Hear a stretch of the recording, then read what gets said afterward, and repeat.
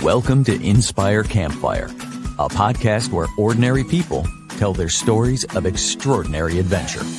These are campfire stories meant to inspire the rest of us to light the fire within, get outside, follow our dreams, and return to tell our own stories.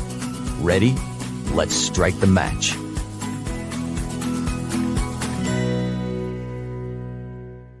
Welcome to the show. I'm your host, Scott Wurzbacher, and today's guest is someone who learned early on to prioritize experiences over things. She'll take us to the Patagonia region of Chile to share her adventure on the W Trek, a journey that's right at the top of my own travel list. Sarah Safir is a product manager in digital consulting based in New York City. Despite living in one of the busiest cities in the world, she understands the grounding impact of nature and adventure. She's traveled to 54 countries and counting. She's completed several multi-day treks around the globe, and she's built an inspiring work hard, play hard lifestyle that blends both ambition and exploration. Today, she'll guide us through some of her travels with a spotlight on the W Trek and reveal how she's crafted a life that blends hard work and adventure. Sarah, welcome to the Campfire. Thank you so much. What a lovely entrance. I love that. I can't wait to show that to my mom. She'll be thrilled. She'll be so proud. This is such a fun episode because you and I actually met quite recently on a trek on the Tour de Mont Blanc in the Alps. And super fun. We were just hiking along, and as with any sort of trek, like one of the best parts about it is the people that you meet along the way. And so it's also very fitting because I was there on this trek with my wife, and we were celebrating our 25th wedding anniversary. And you were there celebrating a honeymoon and a brand new marriage with your husband, Brandon. Like, how awesome. Yes. Yes. Very exciting. So I'm just super excited. One of the things that we talked about while we were walking along on the trail was some of the other adventures that we've been on. And as soon as you said, one of the recent adventures that I did was this thing called the W Trek in Patagonia, my lights went up. Oh my gosh, this is amazing because that's very much at the top of my list and hopefully one of the treks that I do next. And so super excited to talk with you about your experience on the W Trek. Fun fact that I don't know whether I shared with you, but many of my listeners know, I'm a real estate broker, and the name of my company is W Realty Group.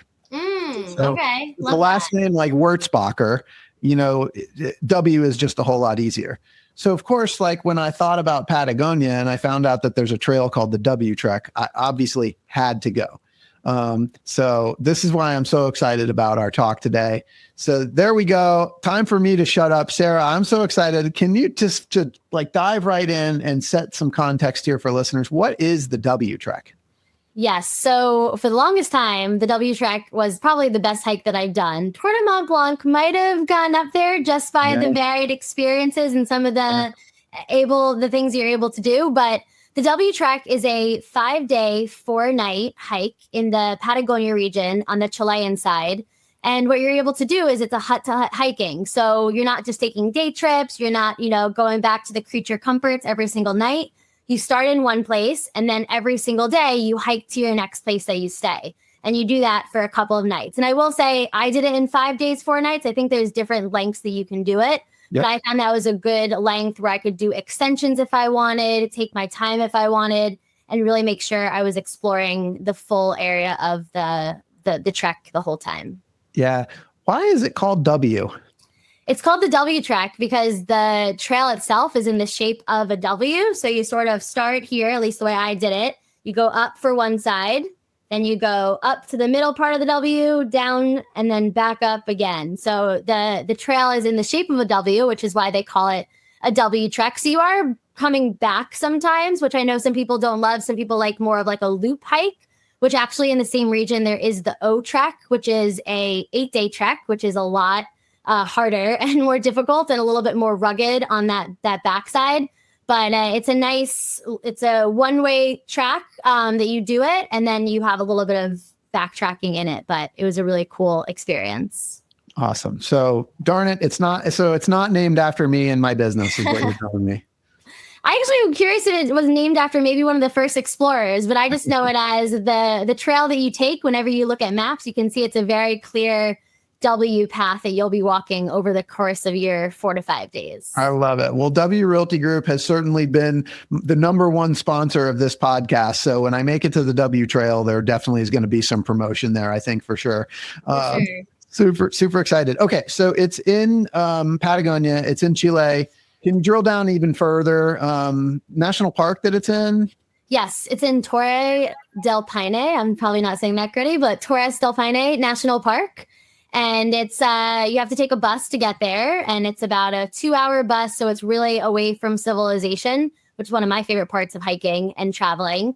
And then throughout the trek, you can also stay in different types of accommodations. So when I did it, I stayed in more of the lodges style, so more like cabins or dorm rooms, something like that.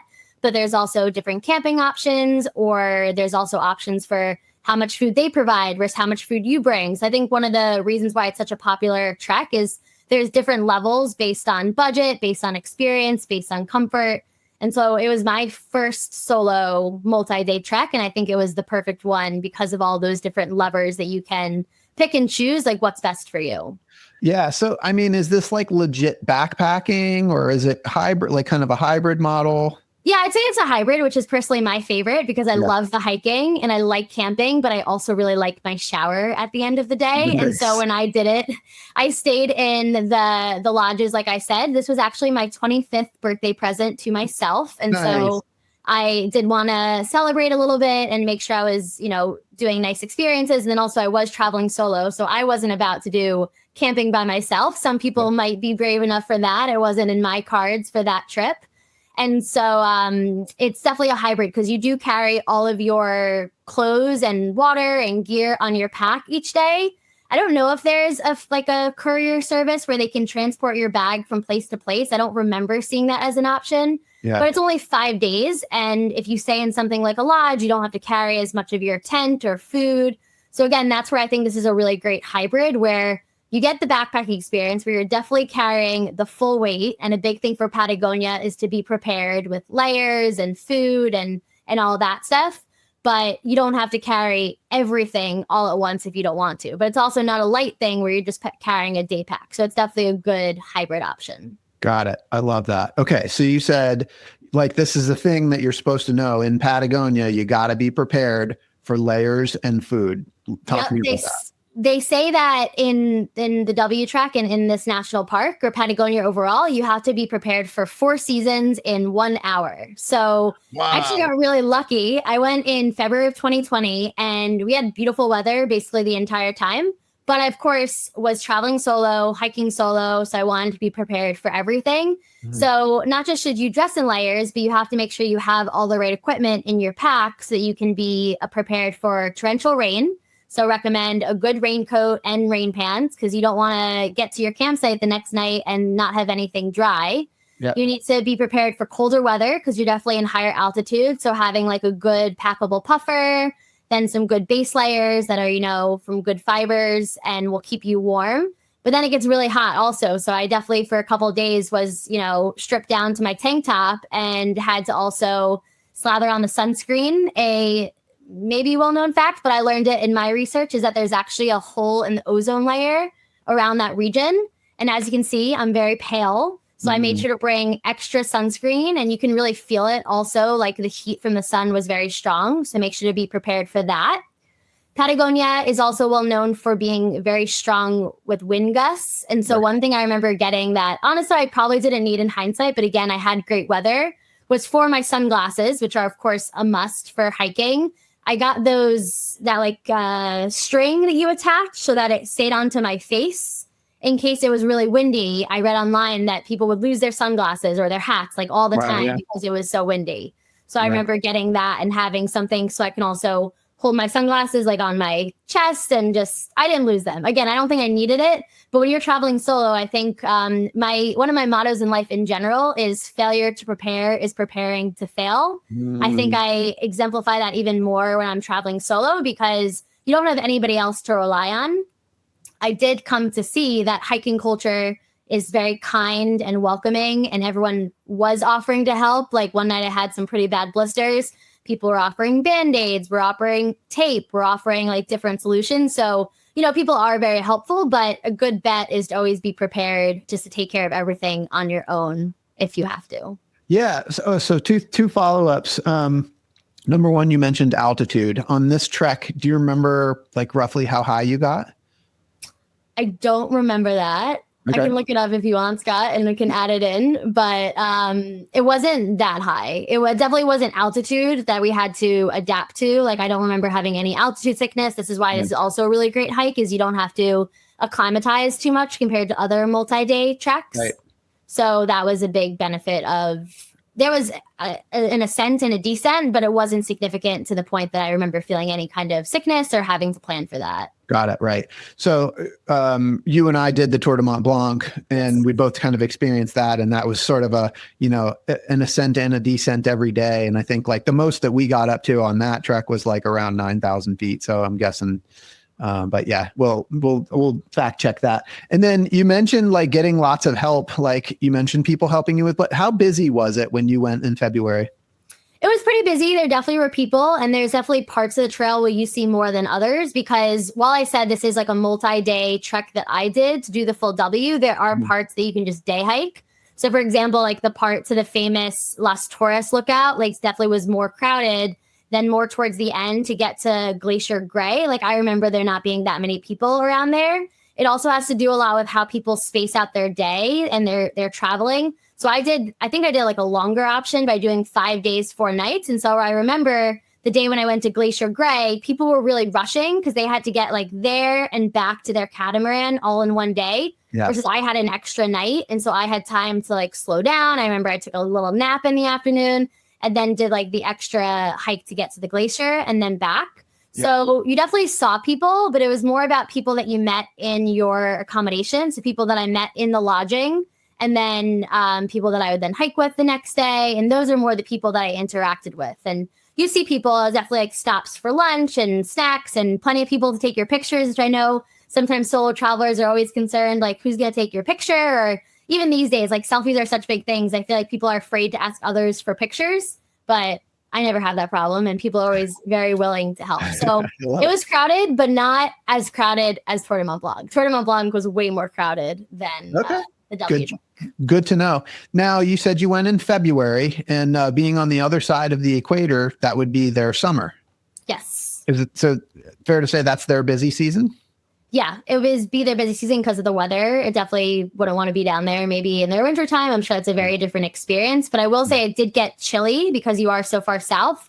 Because that's where, again, like the layers, like definitely starting in the morning, preparing more for cold. And then as the day goes on, getting down to the warm layers. Right. Okay. So 25th birthday celebration, you can go anywhere. Why did you choose the W Trek? So I really wanted to do something adventurous. I was feeling a little bit of my quarter life crisis happening. I had been working for a couple of years, really wondering, what am I doing in life? Of course, I didn't know that COVID was going to happen. And so I wanted to go someplace where I could really celebrate and also explore and have some time to think and reflect. And hiking is one of those best things. Then as a single female traveler, I always look into what the safety areas are. And Chile and Argentina, because I did both sides of Patagonia, are overall pretty safe for solo female travelers. And then I just started to do research into options. And this W Track, I think I read it on somebody else's blog and looked like a really great option. I did book it pretty late. And so I booked it through a company. And by booking through a company, they had spots already reserved. And that's how I was able to stay in their accommodations, because these things book out like a year in advance. And I have not gotten to the point where I'm planning my traveling that far in advance. And so I was able to get a spot. I remember I booked it, I think it was November the year before. So pretty last minute. And it just seemed like the perfect adventure and way to disconnect, try new things, and really explore the world of that section. You and I spoke a little bit in advance of this call, and I forgot you mentioned COVID. So this trip was in 2020? Yeah, February 2020. I was in Argentina when the first positive COVID case was alerted in Buenos Aires. Yeah. One tip is whenever I travel, I always register for the American government, the STEP traveler program. Yep. And so I remember I was in Argentina in the southern part, but I got the alert that the first positive COVID was in Buenos Aires. And I'm like, oh, here we go. But this was early February. So didn't think too much of it. Was able to travel, get home, no problem. Still had a little bit of work travel before things officially shut down in March. Yeah. What a great grand finale before a little shutdown, huh? Yes, it was. I'm glad I did it because then there was no travel for a good chunk of time. But you got home, no problems. There are no concerns. No issues. This was beginning of February, so it was really just the starting of what was happening. Yeah, and for listeners, I think it's actually a good point to stop on real quick. You mentioned the Department of State STEP program. Can you talk about that? Because I think that is a good program. Yeah, so I learned about it when I was traveling in college. And basically what you do is you register with the State Department of the United States government and you tell them, your information, just basic stuff like your name, email, phone number, and then where you're going. And what they then do is, one, they know where you are, which in case of emergency, they would be able to help with evacuations or issues that you might be having. And then two, they also send alerts. So like this COVID alert, I was in Indonesia and they sent an alert about some terrorist activity. So you don't want to go to that section. And it's just a way for the government, which sounds a little big brother, but know where you are. But for me, that's a comfort where if something was to happen, I would be on their radar. They would know that there's an American citizen in this area who's traveling, not an expat, not someone living there. And I would think that would help a lot in case something happens and I need to evacuate or get out of there. Yeah, it's just smart. Things happen. It's just smart to register. So can you talk a little bit about traveling solo? Was this have you traveled solo before this trip?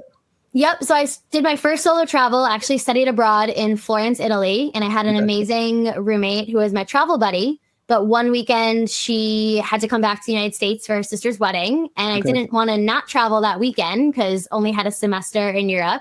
And so again, I Googled what are the safest places in Europe for solo female travelers. And it said Bruges, Belgium. And so that's where I did my first weekend away, just myself, and stayed in hostels, which I think is also a really great way to meet people. And I find completely safe. I mean, you have to do your research, look into the reviews. I find everyone's very kind, very welcoming, again, always willing to help you. And so that was my first solo travel, just like a weekend. And for some safety tips, always make sure somebody else knows your itinerary. So at least where you're staying, maybe roughly what you're doing. That has always been my parents. They'll have my itinerary, roughly what I'm doing, check in with them. I'm here, going here, not constantly. I usually travel, especially at that time, without data. So it wasn't a constant check-in. It was more just when you arrive or depart from a place. Or even when I did a random day tour with a private person. So I was in kind of a stranger's car, send them, hey, this is where I'm going to be today. Here's the contact information. I should be back by XYZ. And thankfully my parents aren't very nervous people. If I didn't get back on the dot, they wouldn't be super concerned. Thankfully, we haven't had any issues. They haven't had to contact authorities or anything like that. But that's just something I've always done. And so I did that weekend in Belgium. And then I also, when I graduated, I did a month in the Balkan states in Southeastern Europe, traveling all around there solo. So I had definitely done it before. This was my first time in South America, which is why I did make sure to go someplace that was highly rated for safety. Yeah, but I'm always so inspired by solo female travelers. I think it's courageous, but it's also it's inspiring. And I guess I just want to ask you, and we're going to come back to Patagonia because I have a few more questions about the W Trek, but I'm curious if you could talk a little bit about the difference between solo travel versus traveling with others and what you get out of those experiences that's different. Does that make sense? Yes. Yeah. So first, thank you. I mean, I definitely try to encourage everyone to solo travel at least once in life because I think it's a very empowering experience. And for me, you can see it from the first time that I did it. I started doing solo travel because I didn't want to miss out, just because I didn't have someone to travel with. And I also wanted to be the right person to travel with. I think early on to sort of realize what my travel style was. I like to do a lot of things. I have a lot of high energy. I like to do a little bit more on the budget, especially back in college. As of course you get older, you can spend more and more money. I don't like to take 5-hour lunch breaks and sitting at a cafe, like strolling through I like to stroll through the streets, but not like do it slowly, I guess. Yeah. And so I always realized that I'd rather either travel alone than travel with the wrong person. And I don't want to be waiting to find that right person and miss out on a lot of really great opportunities. And so that's why I really started traveling solo. And then from there, I find that when you travel solo, you have a really great experience because you're able to do whatever you want, which means, one, you learn a lot about yourself. If there is an issue, like, you know how to manage it. And, you know, there's always resources. Again, you're rarely alone in this world these days. You have to figure it out on your own, which is why I think it's an empowering experience. I think it builds a lot of confidence that, you know, I had this problem. I got through it all by myself. I was able to come out on the other side. You know, I always tell myself, like, what's the worst thing that can happen? And usually it's fine. You manage through it. Then I also feel like when you travel solo, that's when you meet the most people and you learn the most about your destination and about others. Because when you're traveling with somebody, unless they're also super open, like my travel buddy from study abroad was the best. Like, we traveled together, but we still met a lot of people and we didn't have to compromise that much because we both did the same thing. And I would say a similar thing traveling with my husband now, which is very nice. Yeah. But when you're alone, you really have to go outside your comfort zone if you want. Because again, there's also pros, cons. If you want to just be by yourself, not talk to anyone, you can definitely do that for 10 days. Or you can meet people in your hostel room. You can meet people on walking tours. You can meet people at restaurants. Like, there's all these ways that you can meet people. And because you're alone, you're more likely to go out of the way. And so, to bring up an example from the W Trek of when I was a solo female traveler. So my first night, I stayed in a dorm. And then and in my dorm that night was this Chilean couple. And we started talking and was speaking my, you know, broken Spanish. I'm decent, but it's been a bit. And so then the next day, I ended up hiking the entire day with them and talking to them in, again, Spanish. They didn't really speak any English, so I had to speak Spanish. We muscled through it. Like, we understood each other in the end. And that was one of my favorite experiences. And that wouldn't have happened if I was with another American. We would have just gone on our way. It would have been okay. We talked in the dorm, but we wouldn't have continued the rest of the day because it was challenging. Like, I remember not really being able to communicate perfectly, but we got through it with my broken Spanish because I think they also wanted to look out for me a little bit. You find that also a lot as a solo female traveler. Like, I feel like people adopt you a lot of times and want to make sure that you're safe and want to, you know, keep you company. And I feel like that was a really amazing experience that wouldn't have happened necessarily if I was with somebody else, because you cling to your comforts, you cling to your people that you know, and there's like no need to go out if there's somebody else always there with you. Yeah. So what I'm hearing you say is that by traveling solo, first of all, when you travel solo, you know, in theory, you're traveling alone, but you're really not, because you're going to meet tons of people. But I'm also hearing you say that traveling solo makes you more open to meeting new people and having those kind of newer experiences. Yep. Yeah. And then again, I think it is the mentality of you can do whatever you want. Yeah. If you are the type of person that likes to sleep till noon, you can do that. If you like to wake up more towards like 7, 8 in the morning and do that, you can do that. So I feel like that's a really great experience also, because you can also understand more what you want to do when there's no outside influences, other pressures, other people guiding your travel style. You can really figure out what's best for you and what you prefer. Yeah. I'm curious, do you find when you travel solo that, do you find yourself being more reflective? Yes, I think that was part of my goal for my 25th quarter life crisis trip, was thinking through things and having a lot of time to really think. I would say hiking also does that in general. I mean, we all had those really hard ascents that you're doing. You're just focusing, pedal to the metal, trying to get one foot in front of the other, going up some steep hill. And I find that's a really good time to also think and be reflective. But it definitely gives you time with your thoughts and being able to be on your own and think through things, what you're seeing, what you're interacting with, broad life goals. So that's definitely a benefit as well. All right. So you said it. So I'm going to come back to this. Like, what were your quarter life crisis reflections that you took from the W Trek? Well, a fun one was I thought that my job's actually not that bad because I get to get 2 weeks off. And I had used a bunch of points that I gotten from work for traveling to pay for my flights for Patagonia. And so I realized I think it's actually a really great job and where I am at 25. And then the other big one was I wanted to focus more on dating, which of course was not good timing with COVID that hit a month later. So I did get back and start dating a bit, and then COVID happened. So that got shut down pretty quickly. But those were the two big reflections that I remember coming out of is, okay, even though the job I was in consulting at the time can be a little tough, and there's definitely some negatives there with the travel was kind of grueling and maybe I wasn't always completely challenged by everything. It's actually a pretty good job for where I was in my life. And then, let's focus on dating. And then COVID happened. So that got shut down pretty quickly. Yeah, but hey, you crushed it because I met you 5 years later and you're on your honeymoon. So you did something right. And actually, I'm thinking like solo traveling is probably a great way to like brush up on your like meeting new people skills. That's true. You definitely get good practice of talking to people. And I definitely don't love surface conversations. So you get past that pretty quickly. Hopefully you get the, where are you from? What do you do? Et cetera. And then you dive into the meat of the person. I really love to do that. Right. Well done. It seems like your reflections paid off and it gave you what you needed to come back and move into the next adventure. And no more solo traveling for a while. You've got a whole new adventure with an awesome partner. So that's great. Yes, that's very true. Yeah, actually, I did a solo trip after dating my husband, then boyfriend. And I did realize it's a little bit less fun at that point when you have found that perfect person to spend your life with. But I still think it's a really important thing. So I'm glad I did it when I was younger. Yeah, 100%. You know, that's one of my big things is always wanting to share that experience. So I do want to just come back to WTrek, just kind of finish up a couple of things. When you're in Patagonia and specifically Torre del Paine, is that what you said?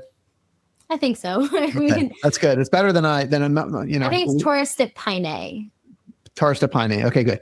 So what can I expect to see there? What am I going to experience there in terms of like the geography and the land? One of the things I loved about the WTrek is I feel like it has a lot of iconic views. And so at least for my first day, I believe you're doing it. There's either you can go from the east to west or west to east. And so I started sort of on the right side and then went to the left if you're looking at a map. And so my first day was really the hike up to Los Torres Lookout, which is one of the most famous areas. There's actually 3 towers of granite or whatever rock there is just soaring into the sky. And then there's a little lake in the valley right above you. So that was beautiful. And you have to, of course, climb up rocks to get there. So definitely on the packing list, I recommend hiking poles very highly. I got them for the first time for this hike. I do have genetically like not the best knees. And so I knew it would be helpful.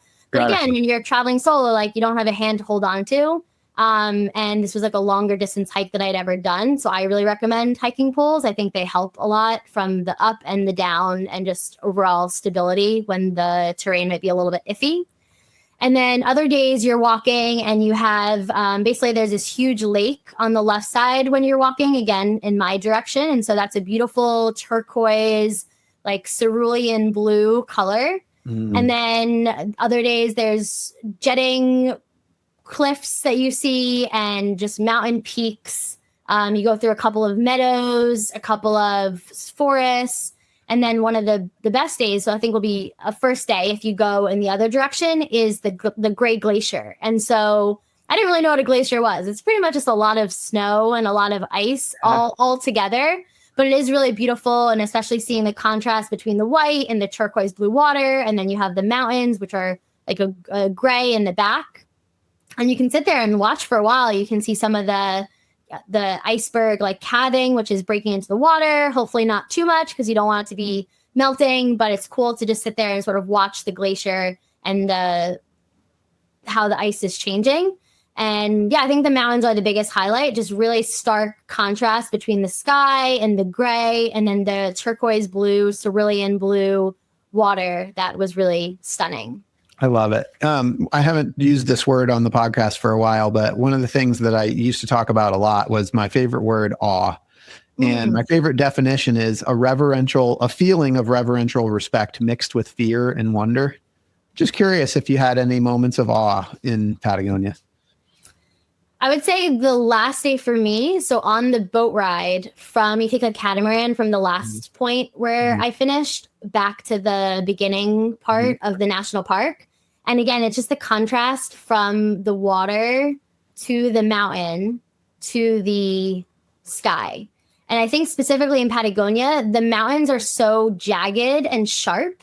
Nice. That it's such a contrast to what you're seeing in the blue sky with the, I got lucky. I had fluffy white clouds and it was like gorgeous weather. It was amazing. There's very dramatic, very jagged. And I think there's like 3-4 highlights. It's the first day with Los Torres lookout, and they were exactly how I imagined.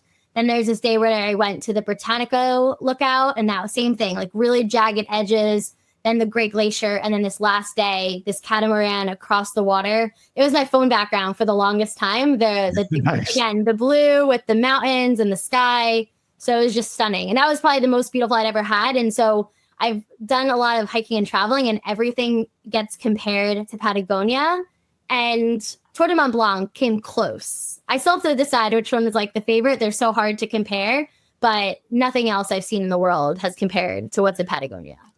So I wanted to ask you about comparison, because that was something that I experienced on the Tour de Mont Blanc. Like, I've seen some pretty cool mountain ranges. I got to go to the Himalayas. I've been in the British Canadian Rockies and some of the mountains that we have here in the US. And I remember when I got to the Tour de Mont Blanc, like initially trying to compare what I was experiencing there with other places that I've been. And I think I just decided you just can't. It's just, you just have to appreciate each one for what they are. Yeah. I guess that said, is there anything that you can compare? Like if somebody's never been to Patagonia before, like how would you best describe W-Trek, Patagonia, that Torres del Paine to somebody that's never been there before? What would you compare it to? I think another trek that I've done that's a little similar is the Milford Track in New Zealand. Also cool. Different, but similar. I think for me, what I loved about the W Track is they're all in a national park. And it's the hut-to-hut hiking. So again, there's that hybrid benefit of you're going from place to place and you're able to really enjoy the hiking and maybe not some of the burden in my mind of carrying like all your camping gear. I know some people love that, and some people do the W Trek with that option. But there's also, like, I was talking to someone on Tour de Mont Blanc, and like they didn't know that we had hut-to-hut hiking in New Hampshire in America.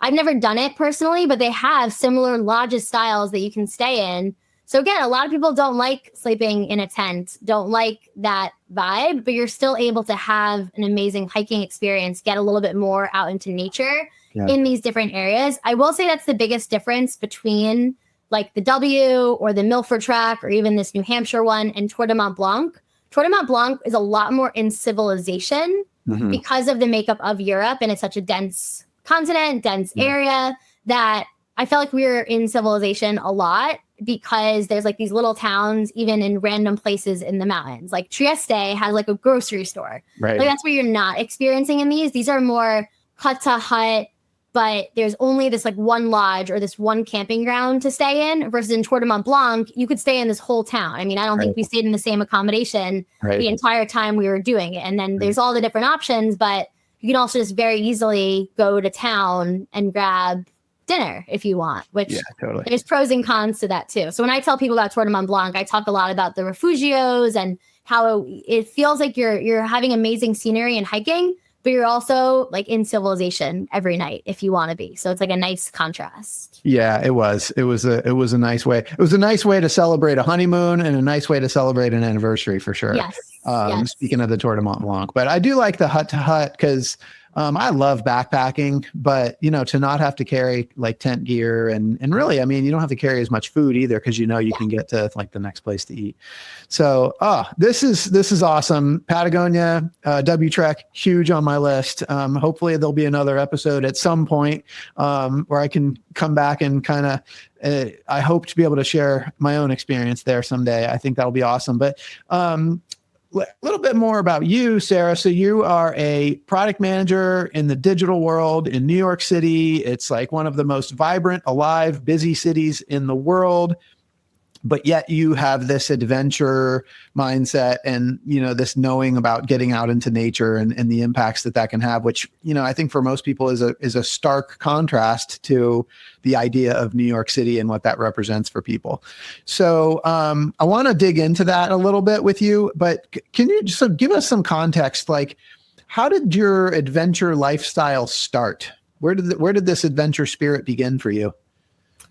So I think I always was not actually adventurous. I used to be a very shy child, and I'm not sure exactly how I grew out of it, but at some point I did. I mean, I used to not like flying, and now I do it, pretty regularly. I used to not like sleeping away from my parents. And then I think I grew out of it just sort of when I was a teenager, as most people do.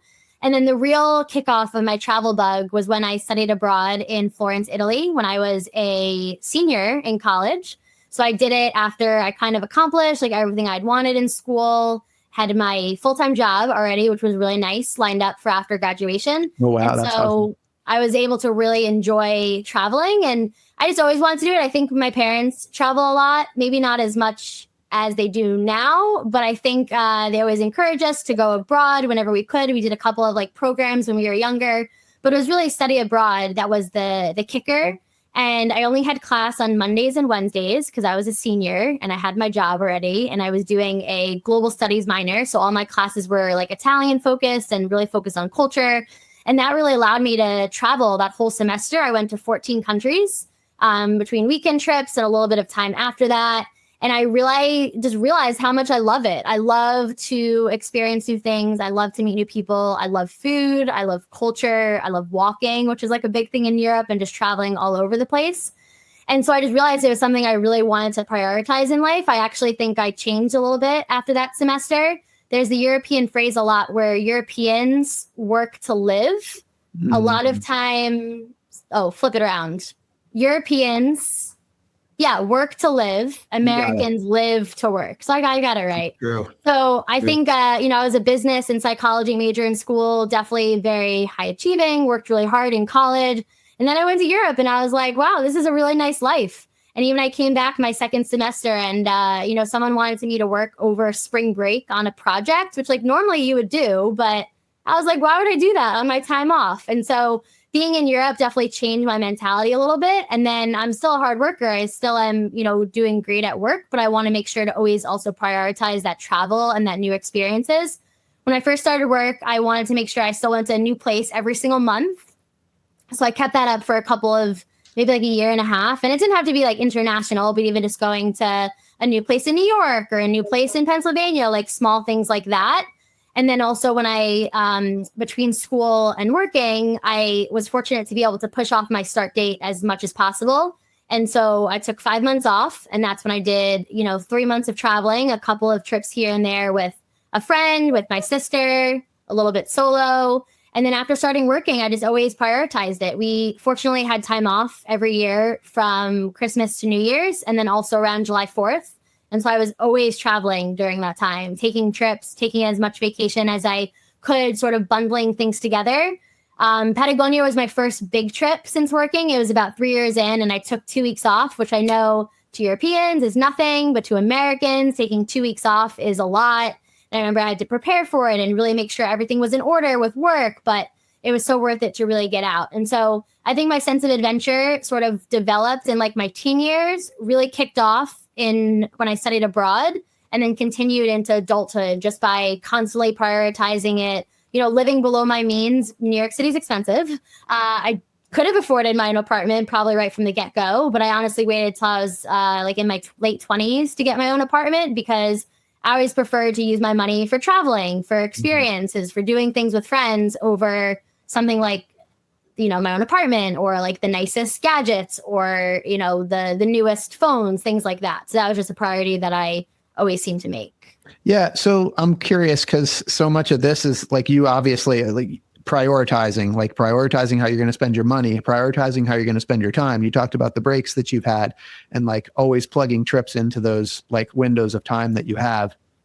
And living in New York, I mean, and working in corporate culture, I'm sure you were Maybe there were some people that were around you that had the same mindset as you, but I'm sure that you were also kind of bombarded with people that didn't think that way and that were more into the materialistic and spending their money on things instead of experiences. Like, is that hard? Sometimes, but I think when you're sure of yourself, which I think comes from building up that confidence, exploring new things, really trial and error, I don't really find it that difficult because you just know what's important to you and how you want to be spending your time, how you want to be spending your money. I mean, I think it's important to pick a partner that agrees with that. I think that'd be challenging. Thankfully, Brandon and I are pretty agreed on that. So I think that's where it could become difficult when there's like shared finances and shared goals in life and maybe you don't agree. But I think with other friends, I mean, New York's still expensive. Don't get me wrong. I'm still going out to eat with friends. We're still going to shows. We're still doing like a lot of fun things. It's just maybe not necessarily about the materialistic. And also just I think a big thing is when people travel, people get souvenirs, which is totally fine. I was traveling too much to get souvenirs. Like one, I didn't want to carry it. And two, what was I going to do with it? Like I didn't have space for all these things. And so the souvenir I actually had since I was very young, when my dad used to go on business trips and he would send me postcards, was postcards. They're so cheap, so easy to carry, so light. And then I don't send them. I just kind of keep them. And now I'm trying to write on them a little bit more, like the memories or the stories from where they are. But I found that was like a nice souvenir that I got, or even I can ask someone. Again, it's not that much to ask someone, hey, can you get me a postcard from your trip to Egypt? So I feel like that's an easy one. Nice. So you've been to 54 countries. I mean, it started with a study abroad to Florence, and now all of a sudden, like 54 countries. That's a lot. Yes. Was this sort of this whole becoming an adventurer? Is it like a snowball thing for you where, it's like it just keeps like you keep moving faster and faster? And yeah, does that make sense? The travel bug is real. You get bit by it and then it's a fun experience. I mean, hopefully, again, this is also temperaments. Like I have a friend who doesn't like flying and so she doesn't enjoy travel, or people who really, are really stressed with their day-to-day life. And so on their time off, like they need to just sit on a beach and relax. And like, that's fine too. Yeah. But I think it is that travel bug. You get bitten by it. You really learn how much it excites you, how much it energizes you, how passionate you are about it. And then you make it work. You make it fit into your life. You make it part of your journey, part of your story. And I was pretty aggressive about getting to 50. I think I've calmed down since then. Like I was really excited. A lot of people have like the goal of like 30 by 30, but I kind of hit that pretty early. And so I really wanted to get to 50 was a big one. And now I think things are really going to taper off. But I do think it's that snowball that you said, where once you do it once, you figure out what you like also, like for a long time. So around Patagonia and right after I started work, I was in a South America kick. So I was doing a lot of trips to South America. One, I was practicing my Spanish. Don't quiz me. But again, I was practicing my Spanish. Two, it was pretty inexpensive, which right out of college, living in New York City, like that was really favorable. And three, because I had limited time off, the flights were really easy. You took a red eye overnight, didn't have to miss any time for work. You traveled all week and then you took a red eye back and you went to work the next day. This is when I was in my early 20s and maybe wasn't as impacted by red eyes as much. Right. And so you find out what you like and then you kind of stick to it and keep going. Like I know what I like and I know what I don't like, and I'll keep doing that for the near future. So in this snowball, it started with study abroad in Florence. Like you've got a confidence about knowing what you want and this, this knowing how you want to prioritize your time. Like, was there a moment or any moments where you were just like, this is how I want to live? Or was it like a slow progression? Well, so interestingly, as much as I love travel, I also really love community. And so whenever there's been the thought of would I ever quit my job and travel the world or travel full time, like that's definitely never been for me. This is definitely a hobby and a passion and something I like to do for fun. But I also really enjoy being near my family, setting down roots, having a community, being with people that I love to come back to, which is also something that I feel like has changed. Like when I did a trip recently and I was excited to go back home. Like you should love your life that you want to come back to it. Like it's a nice break. It's nice to travel, try new foods, try new cultures, meet new people. But also you should curate the life that you love to come back to it and want to be. Maybe I'm not excited to come back to work, but the other things I'm excited to come back to and be in the life that I'm living. I love it. And it's a great segue to like being in nature, being in this like very quiet place, and then coming back to New York City. Can you compare and contrast like those worlds for you? Yeah, I think that's one of the reasons why I like coming home. New York City is very exciting. And especially during COVID, when there was no travel in my life because of lockdowns and shutdowns and careful, et cetera, like that. I actually took a lot of time to explore New York City and be like a tourist in my own city, like walking the streets, making sure to look at the architecture. Done a couple of walking tours here. It's one of my favorite ways to see a new city abroad. And so we did some walking tours here in New York City.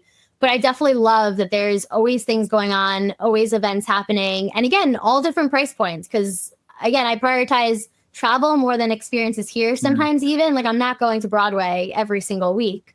I do enter the lottery for Broadway a lot. And if I win the tickets, that's a really nice treat in going to that. But I think there's always something to be doing. I also really love walking around. Like that's a big thing in Europe and traveling overall. You know, I wear my Fitbit.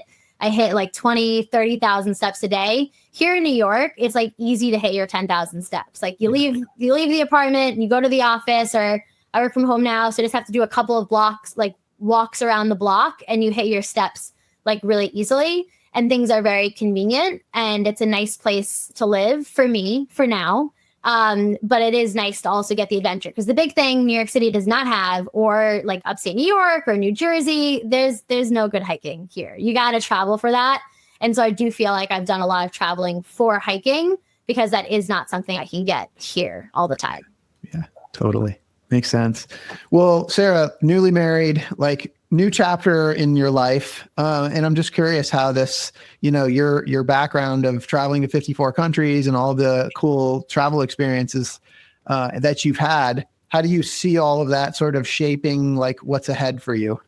Yeah, definitely won't be at the same pace. I think being single helped a lot with doing traveling. And then also just being unattached, like we rent, we don't have any kids, all of that definitely made a difference. So we are embarking on our next adventure of life, and we are trying to buy a home. So I am excited for some space, some green. So we are going to get out of New York City and move to Jersey and get more of that. But I don't anticipate travel being removed completely. It will be slower for a bit just while we're getting everything done. That's why we did this big adventurous honeymoon in Switzerland and France, and, you know, a little bit in Italy, which was definitely a highlight for me. So we've done a lot this year, sort of anticipation of a little bit of a slowdown, but we're really settle in and get situated. And then hopefully we'll kick it off again. You know, I'll still have the same times off around Christmas and July 4th, and still like to take advantage of long weekends. So it is going to change, but I think I've accomplished a lot. So I'm okay and ready for the change. But I know it won't go away. Even, you know, little adventures every weekend can really bring that spark back alive. Well, you know, adventure is all about kind of moving into the unknown, lots of uncertainty, lots of newness, lots of excitement. Buying a house is an adventure. Yeah, I think I'd rather plan a worldwide itinerary for someone than buy a house, but we're getting there. We're figuring it out. Yeah, well, you and I had a great conversation before we walked into this. And one of the things that we talked a lot about was learning and growing. And so I think, you know, new experiences, whether it's buying a house or traveling to a foreign country and meeting new people, there's always that learning and the growing that comes out of it. And I know that that's something that's important to you. Exactly. Yeah. So, like, what's next for you in the immediate future, and like, how can people sort of connect with you? Yeah. So besides buying a house, but one other thing I'm actually working on is I'm starting a travel blog. It's going to be called Search the World with Sarah. And this is something I've been working on for a while. So it's been brewing for many, many years. It actually came about because I have done a lot of traveling, and specifically, you know, people would ask me, have you been here? What are your recommendations? What should I do here? And so I started putting together some guides for people. And specifically, I have one for Italy because I studied abroad there. Cool. And I sent it to a friend, and he said, wow, this is so amazing. I have this different friend that's also going to Italy. Can I send your guide to them? And at first I'm like, yes, but I should really figure out a way to put this online, get it away so that people can, you know, send it to their friends, and then I can see it and have it be a little bit more easily accessible. And so that's something I'm really excited to be rolling out, and it's launching imminently.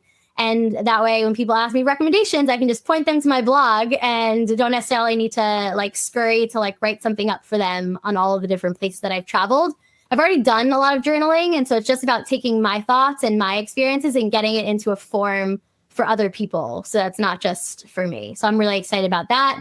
And then I also post on social media. On Instagram is my only real social media. I think I'm linked to Facebook, but definitely more of a Instagram gal. And it's funny because most of my friends just say, oh, you travel all the time. It's more that I only really post when I'm traveling and a little bit of my life here in New York City. But it's really the travel bug that I like to share and show people what I'm doing and all these amazing places in the world. Because I do think we're obviously not going to go through all 54 here, but some of the places that I've loved the most are the ones nobody would think to go to. And so I think these underrated spots are usually the best places that I would love people to consider more. Oh, that's a teaser right there. Can you give me one or two of those? Well, Patagonia, I think, is one, which is becoming more popular, but I don't think most people have that top of the list. Slovenia is one of my favorite places that I went to in the Balkan states. It's like Switzerland, but less expensive. Cool. Which is a big thing. It has the Julian Alps, so it's a little bit different. Bolivia was a highlight in South America. Did a really great salt flats tour. The people were really kind, beautiful, different scenery. And those are like the top three that when people ask like favorite places you've been that maybe are under the radar, those are the three. And then New Zealand, but I think everyone knows about that one. Love it. Well, they do, but it's so far away. That's on my list too, but love to get there. And so people will be able to find out more about this on Search the World with Sarah. Yes. And we'll put that in the show notes along with your Instagram as well. And this has been such a fun conversation. I'm excited. Really hoping to get to do the W Trek, and I'll circle back with you. I'll probably have questions before I go. Please reach out. Happy to answer them. So I'll be reaching out to you on that. Hey, so, you've lived 54 countries. I mean, I know that there's going to be more, but you've lived this epic life and traveled to all these places. And I'm sure there's stories we didn't even scratch the surface on. It's an epic life. And I know at some point Hollywood is going to pick up on your story, Sarah. And when they do, I want to know who's going to be the Hollywood actress that's going to play you in your movie. It's a good question. I have to go with a fellow redhead, probably. I know people can dye things and you can wear wigs, but I like the authentic redhead. So I probably would go with Isla Fisher. Nice. Okay. I feel like she also has like a very bubbly, like energetic personality. Yeah. I feel like she could be an emblem of me. I love it. That's perfect. What's your movie going to be called? So it's funny because, thinking about it now and reflecting on our conversation, a lot of my life has been between mountains and cities. Oh, that's good. It's really both of them. And I pick one because I live in the city and then I'm going to live more in the suburbs. But I love the mountains and they're always calling my name. And it's always the place I love to explore as well. So between mountain and cities. That's all a great title. Oscar winner. Love it. That'd be great. I'll write the screenplay. Yeah, I love it. Isla Fisher, right? Yes. Did I say that right? Isla Fisher. Yeah. I think that's how you say it. But yeah. Between mountains and cities. This is so good. Hey, thank you so much for spending some time with me today. This has been so much fun. For those listening, I hope you've been inspired today as much as I have. I hope Sarah's story has encouraged you to listen to the voice inside that calls you to adventure, because we want to hear your story next. If you have a story to tell or just need a nudge to create one, please send me an email. We'd also appreciate it if you'd help us spread the word by leaving a review and sharing or tagging Inspire Campfire in your social media. And until next time, I want to encourage you to get outside. Thanks for listening. Sarah, thank you so much for being here. Thank you so much for having me.